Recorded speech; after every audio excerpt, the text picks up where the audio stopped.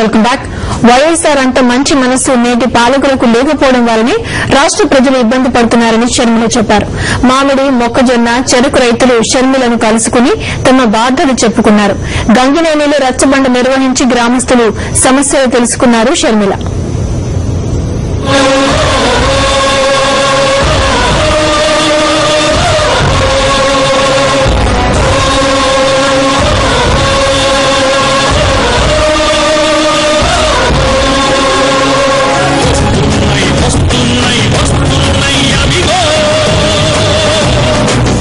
బ్యాంకుల వాళ్లు వేధిస్తున్నారని ఓ మహిళ షర్మిల దగ్గర వాపోయింది. వైఎస్ఆర్ ఉన్నప్పుడు పిలిచి డబ్బులిచ్చిన వాళ్లు ఇప్పుడు పలుమార్లు తిప్పించుకుని 1,00,000 ఆంక్షలు పెట్టి డబ్బులిస్తున్నారని గంగినేని రచ్చబండలో మహిళ చెప్పింది.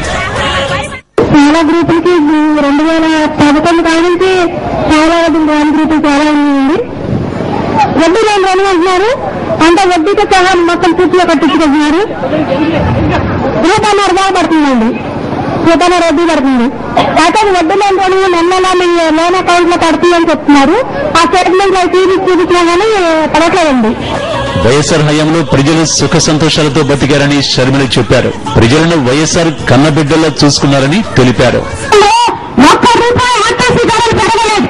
ఒక్క రూపాయి అంటే ఒక్క రూపాయి గ్యాస్ ధరలు పెరగలేదు. ఒక్క రూపాయి మున్సిపల్ ట్యాక్సులు పెరగలేదు. ఒక్క రూపాయి ఏ కొత్త పన్ను కూడా వేయలేదు. ఒక్క రూపాయి అంటే ఒక్క రూపాయి కరెంటు ఛార్జీలు పెరగలేదు. లేదు రాజశేఖర రెడ్డి గారు ఉన్నప్పుడు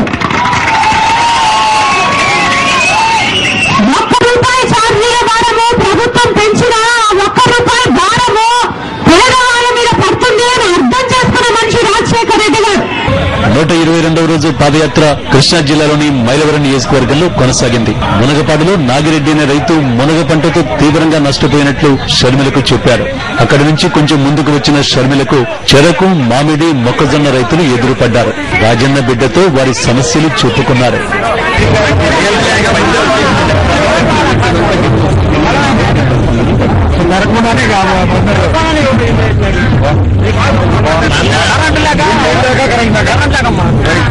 కోట్లు 500 కోట్లు ఉన్న కార్పొరేట్ వ్యాపారస్తులు ఎవరికి పేపర్ ఫోటో పేపర్ లేదు. రైతుంది ఈ ఫోటో 40,000 50,000 ఉంటుంది.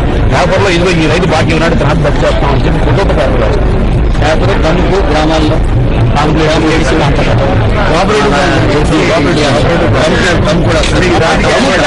పేపర్లో ఫోటోతో మాట్లాడతారు. రద్దు చేయకుండా చూస్తారు. పోరాటం చేశాను కానీ ఒక 6 సంవత్సరం ఓపిక పట్టింది. ఎంత కష్టం వచ్చినాను భూములు మట్టుగా ఏమన్నా